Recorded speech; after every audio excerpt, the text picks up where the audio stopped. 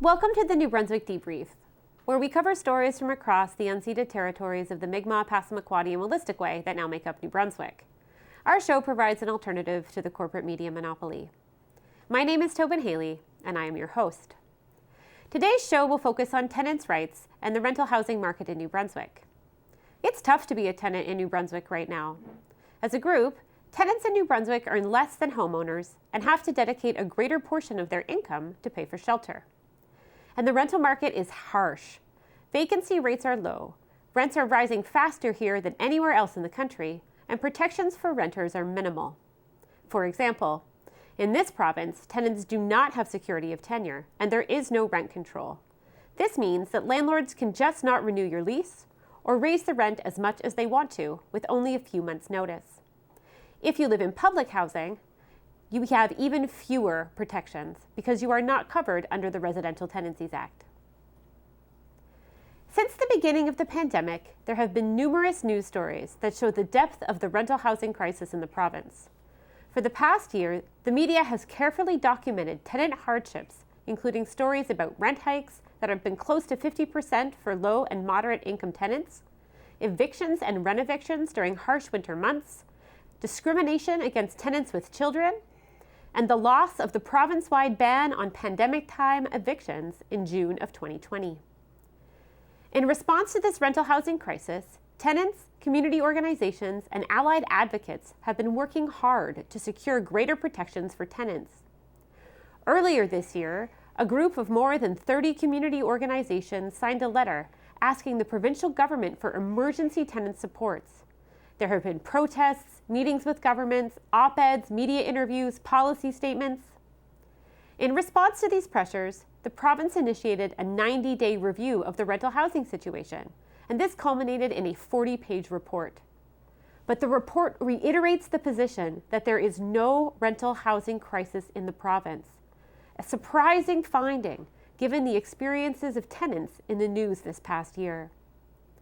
Here to talk to us today about the rental housing market and the recent rental review are three tenants: Matthew Hayes, Sarah Lunney, and Addy Rao. Matthew Hayes is a professor at St. Thomas, a member of the NB Media Co-op, and the New Brunswick Coalition for Tenants' Rights. Sarah Lunney is an incoming graduate student at UNB and a member of ACORN New Brunswick. She also sits on the board of directors for the St. John Community Food Basket. Addy Rao is a human rights lawyer, human rights representative for CUPE, and a member of the New Brunswick Coalition for Tenants' Rights. We will first go to Matthew Hayes for an overview of the rental housing market in New Brunswick and some of the NB Media Co-op coverage of this issue. Matthew, can you talk to the viewers a little bit about what a real estate investment trust is and what they're doing in New Brunswick?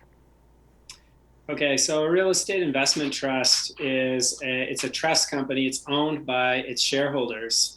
And this it's a new form of ownership, basically, that enables the owners of rental properties to avoid corporate taxes. So if you were to invest in a corporation, you would normally pay corporate taxes in the territory that that corporation is registered in. And then you would pay taxes again to dividends holders. This basically transfers rental incomes from properties directly to the shareholders in what is essentially a corporate landlord. So those real estate investment trusts have been operating in Canada since the late 1990s, but they really begin to get going in Canada after the 2008 economic crisis. And start buying up apartment buildings, especially in larger cities in the main centers. And as they've done so, they have extracted increasingly larger and larger rents from those properties. So what a real estate investment trust usually does, it's a financialized landlord. What it has to do is to maximize the profits of shareholders.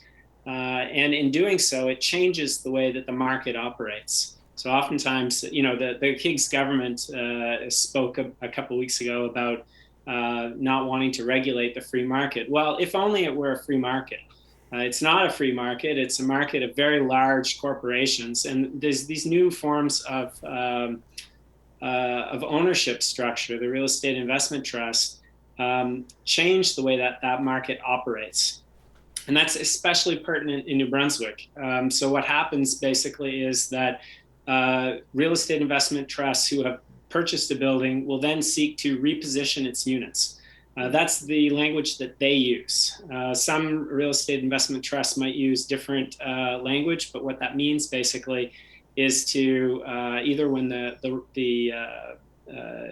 apartment unit turns over, or when they evict a tenant, they're able to increase the rent, maybe by doing some minor repairs.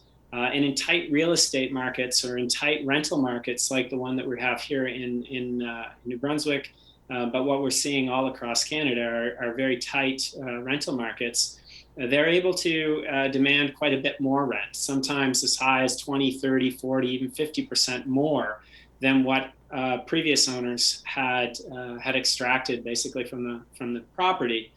And then they'll do that systematically, right? And they'll claim to evaluators that they can increase the net operating income of the entire building by these new rents that are being brought online, and refinance the purchase of the building to bring in more money. So what that looks like basically on the ground is that the person who is being basically told that if they want to stay in their apartment building, so we saw in New Brunswick, for instance, people were facing 40 or 50% increases.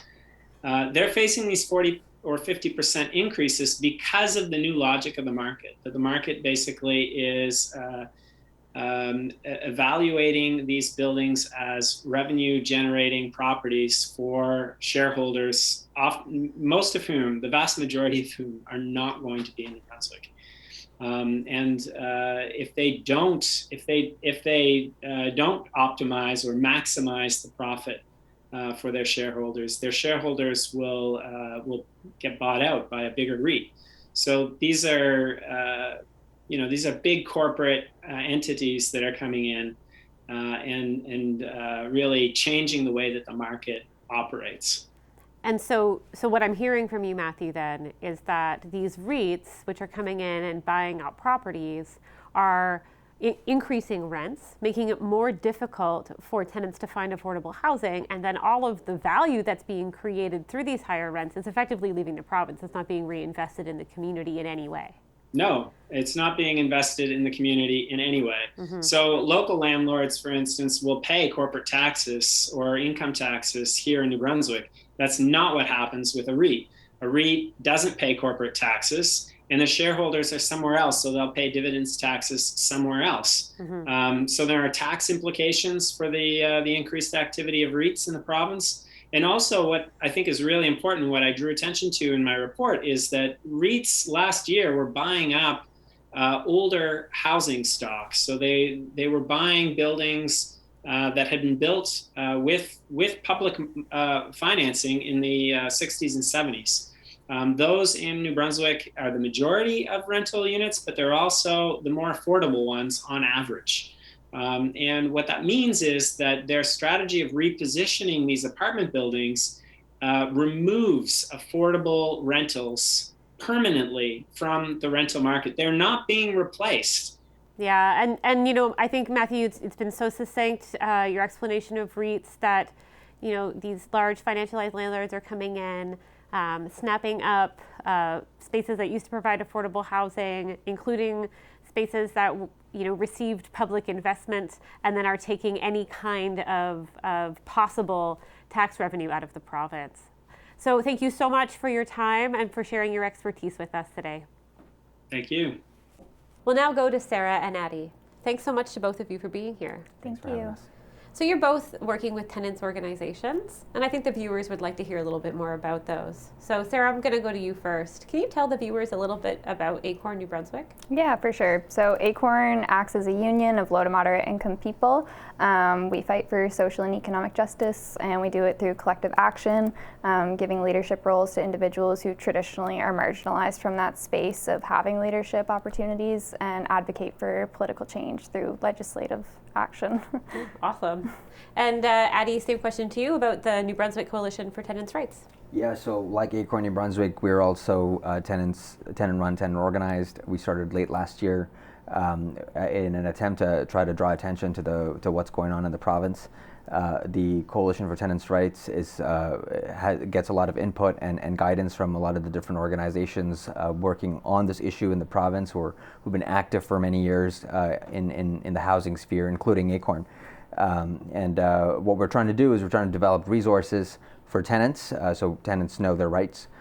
We're trying to do some advocacy work where we have been putting out some legislative reform documents calling for some real and meaningful changes in the framework that we're working within. We're also in the process of getting a tenants advocate in the province. We know that tenants in New Brunswick have some of the worst rights in the country.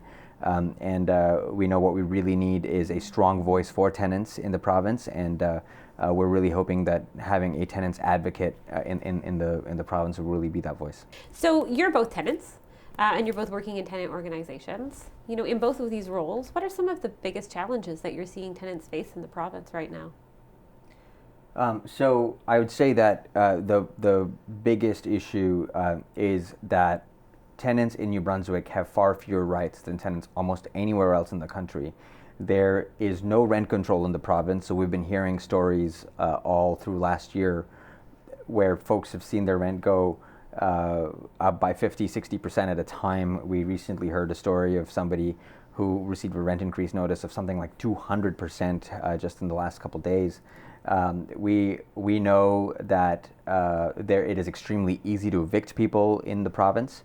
The landlord doesn't have to give any reason to unilaterally end a lease agreement in this province simply because we don't have something called a right to security of tenure in New Brunswick, and that's a real problem where folks can't know for sure that at the end of the year they will continue to be able to live in their home, but they're always at risk of being evicted. And Sarah, are you seeing the same thing? Yeah, we're also seeing people being forced to live into really substandard housing conditions because the rents are so high that they're unable to move. So they're essentially trapped in situations that impacts their health, not only their physical health, but also their mental health. So it's a very precarious situation right now, and tenants are very vulnerable to evictions and rent increases and facing homelessness in the province. Especially in a context where the vacancy rate is so low. Yeah, exactly. And your point about forced evictions is exactly that. I mean, we have a situation where people are slapped with extremely high rent increases. They can't afford to pay it. They have very few recourses, and one of those recourses is to treat it as an eviction notice. But if they can't pay it, they just have to leave. And if they leave, they can't find a place to rent because there's nowhere to rent. Yeah, exactly. And so really what we're talking about is a system that is exacerbating a crisis that already exists and really pouring gasoline on a housing crisis. Yeah. And yet, you know, the government of New Brunswick maintains that there is no rental housing crisis in the province. And the 90-day review just came out, and the line's right in there, you know, that there is no rental housing crisis in this province. You know, Sarah, first to you, how you know, what do you think of that, and how is ACORN responding? We don't think that is necessarily correct, that they say that there's no crisis. We see tenants weekly who are in a crisis. In my position as a board member at the food bank, I see people every week who come in and they are being evicted, they are facing rent increases, which forces them into essentially an eviction mode. So no, we are in a crisis. It's incredibly vulnerable for women with children. We have heard from multiple families, single mothers, who have said that I don't get access to housing. I get denied from private landlords because I have kids. Well, that's a human rights violation at that point. So I don't know how the government can continue to say it's not a crisis when we see people having their human rights being violated and actively being denied housing because they either have a disability or they have children. Yeah, and so Addy, I'm going to go to you then. You know, thinking about the rental review, how is the New Brunswick Coalition responding? Exactly. I couldn't agree more. I mean, the report heard from over 4,600 tenants. We know this. It says it right there. It starts really great. It outlines all of the different stories, and there's quotes from tenants telling their story in the report. and showing that there is a crisis in the province. It tells us that 42% of landlords reported that they increased rents on folks simply because they got a new tenant. It tells us that 20% of, something like 20% of tenants who'd responded said that they were denied housing because they had children. We know that over 5,000 people are on the wait list for affordable housing, and we know that the province only plans to build 1,200 units over 10 years, give or take a couple hundred more over the last few weeks that were announced. We know that real estate investment trusts are running amok, are trying as hard as they can to profit off of the housing market with no interest in affordability. We know that 14% of New Brunswickers live in situations of severe unaffordability. We know that 30% live in situation of unaffordability. We know all of these things happen. We know all of these things are going on. The report acknowledges a lot of it, but then goes on to say that there's no crisis. Right. How many people need to be evicted? How many people need to have their rent increased by 50-60%? How many people need to be forced out of their homes before the government acknowledges that this is a crisis? Mm-hmm. It's a good question. And so what steps do you think that the provincial government needs to take next? We need better protections against evictions for sure, which the report doesn't even go over evictions. There's one quote from a tenant who says they're afraid of being evicted. And then in the beginning, in the introductory section, it says evictions are something that we're going to look at. And then it never really discusses the issue again. And that's what kind of catalyzed it for ACORN, was we saw so many tenants being evicted because of these high rent increases, because of rent evictions, which also wasn't covered adequately in the report. That's what got us going, was that we were seeing people, our neighbors, be kicked out of their homes in the name of profit, and that's not okay, especially when we're in a pandemic, but this has been going on since prior to that too, which is something we need to keep in mind. And as I understand it, those are invisible evictions, right? That's right. They're not being tracked. That's exactly right. There's the way the government defines evictions is a huge problem. Because the fact is, when a landlord chooses not to renew a lease agreement at the end of the year, the government doesn't consider that as an eviction. They consider that a non-renewal of the lease agreement. Mm-hmm. But that's just an eviction by another name. What we really need to be talking about right now is the fact that we need a complete overhaul of the legislative framework, which we had asked for, and we were happy to see that the report recommended that there needs to be a review of the law. But we also need to be talking about the fact that we've been relying on the private sector for too long. We can't be looking at profit-seeking businesses to solve housing affordability. That is a fool's errand. We need the government to step in, and we need them to step in yesterday. We need the government to take a leadership role in building housing stock. One of the things that we're hearing a lot is a desire for rent control. And we hear from landlords and from developers that rent control will dampen development and deepen the rental crisis in New Brunswick, because of course they're taking a increase the rental stock approach to addressing the affordability crisis in the province. And how are your organizations responding to these critiques of rent control as a blunt and ineffective policy instrument? I'll go first to you, Addy, and then Sarah. Yeah, I mean, we know that rent control has been implemented in other jurisdictions, and so what we're talking about is a type of rent control that is robust. We want a regime of rent control that applies to both occupied units and unoccupied units to start. This is because if we only apply it to occupied units, especially in an environment like New Brunswick where it's so easy to evict people, all it does is going to create an incentive to evict people. The other thing we know is that where rent control has been used in other parts of the world and even in other parts of Canada, there hasn't been any evidence to show that it really stops any kind of new development, particularly when the government is willing to step in and ensure that there is housing stock being built. Not just that, but also by using creative ways to encourage housing stock to be affordable. For example, providing right of first refusal for folks in a building that is up for sale, so that they can band together as tenants, buy the building, turn it into a cooperative, increasing funding for nonprofits and cooperatives. There are many things governments can do to ensure that housing stock continues to get built, because the answer surely can't be this Wild West approach to rent, where anybody can charge whatever they want with the sole view to maximizing profit, affordability be damned. And yet the rental report does just that. It positions the human rights approach to housing that treats housing as a basic need that every human is entitled to, and the business approach to housing as two sides of the same coin. And how would you respond to that? That's right. I mean, it completely conflates the housing as a right with housing as a business and suggests that they're both equal perspectives. And it really betrays the fact that we've been barking up the wrong tree this whole time. This government has completely been off track. We have to start from the premise that housing is a human right. We have to start from the premise that affordability is what matters first. And we can't do that if we at the same time are trying to come up with ways that these giant investment corporations can make as much money as they want to siphon money out of the province off the backs of some of the most vulnerable New Brunswickers to enrich their shareholders. Mm-hmm. Mm-hmm. And Sarah, anything to add to that?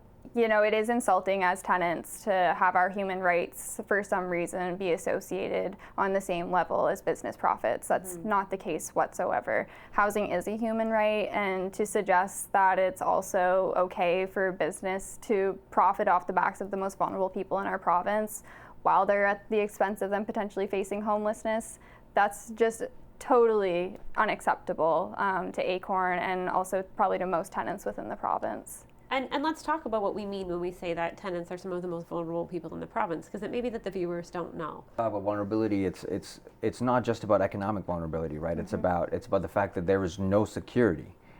When you're a tenant in this province, you have no security. You don't know at the end of your lease agreement whether you still have a home to live in. Every time the lease is up for renewal, you gotta worry whether you're going to be able to continue to live there or not. If you have children, you have to worry whether people will rent you a place to live in or not. If you have any kind of disability, you have to worry about whether you can find a place to rent or not. You know that the places that you're renting from have no interest in keeping the place affordable for you. At any time, you can get a rent increase slapped on you by any amount whatsoever. Your recourses are extremely limited. You can try to go to the Residential Tenancies Tribunal to get some sort of assistance, but they have very few powers and can't really do much to help you.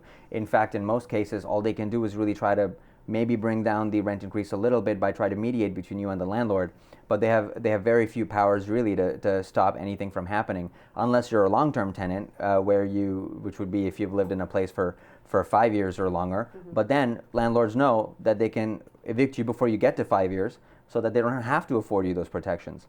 So at every step, as a tenant, you're living in a situation of vulnerability. You're afraid to bring things up with your landlord because you don't know whether your landlord's going to retaliate. Yeah, there are some protections in the legislation against retaliation, but let's be honest, how effective are those protections? So we know, and we hear every day from folks who are living in this state of uncertainty and anxiety, and that's what it really comes down to. We need to make sure that people are housed, and we can't do that if there's no right to housing being protected. Sarah, in response to these dynamics that Addy has been talking about, ACORN New Brunswick has organized and led protests across the province, and it's been wonderful to see and wonderful to take part in. I'm wondering if you can tell the viewers a little bit about what tenants have shared through these protests and what, ACORN New Brunswick is looking to accomplish through this kind of organizing and demonstration. Yeah, for sure. So for us, the protests are very important. They allow tenants to have a platform to share their experience, engage with the media, not only share their experience with the media, but also with other tenants who are in the same situation potentially as them.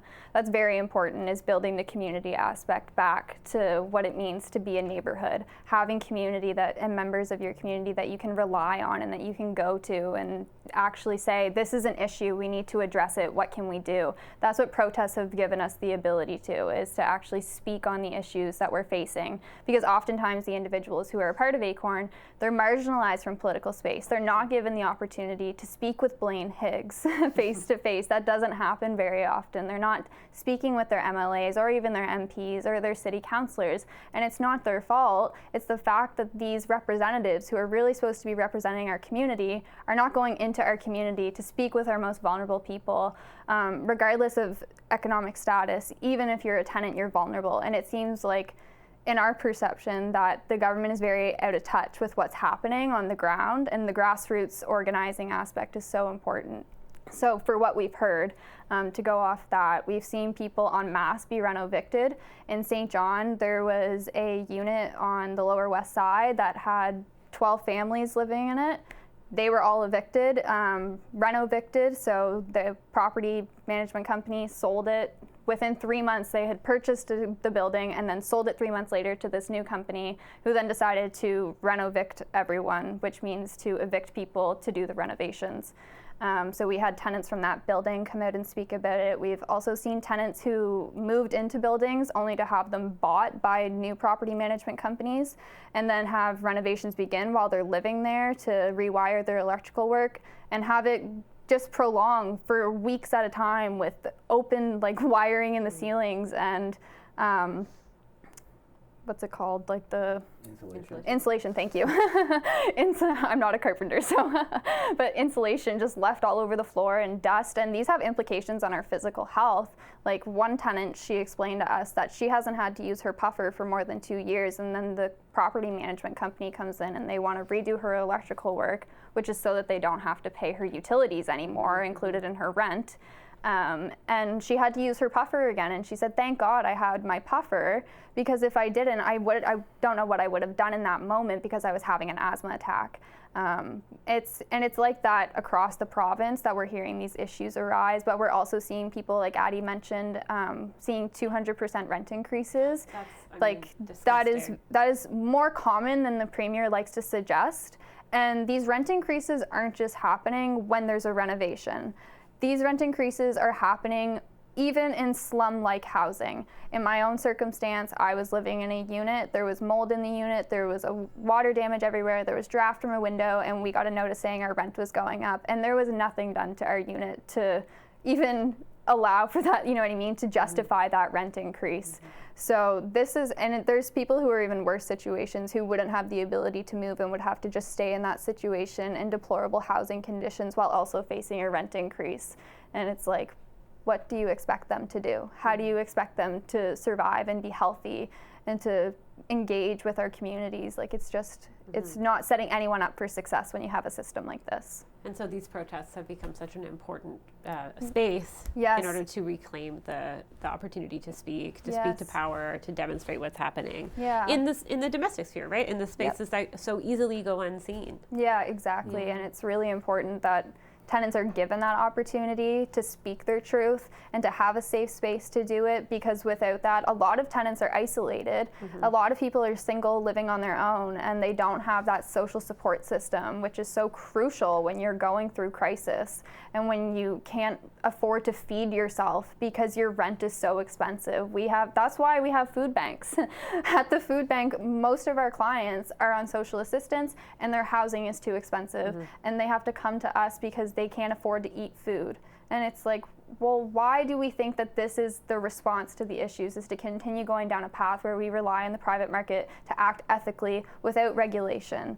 That's not working, and it hasn't worked, and it's not going to continue to work when we keep going down this route. And that in and of itself is a crisis. Yes, exactly. And that's sort of the heart of the crisis. I think we're out of time. I know we could talk about these issues all day. They're dear to all of our hearts. But thank you both so much for coming in. It was great to hear from both of you, and good luck with all of the organizing. And I look forward to that legislative reform, including rent control, very soon. Thanks for Thank having you. us. Yeah, thanks so much. And that's our show for today. Thank you so much for joining us. As always, we'd like to hear about the topics you want to see covered. And you can email us at nbdebrief@chco.tv. Our upcoming topics are going to include labor and poverty. Thank you so much for joining us. See you next time. No downtown is from this town, long walk, long and clean now. Yes, it is, yes, it is, yes, it is. Company keeps on the phone to me, they say, it's our city,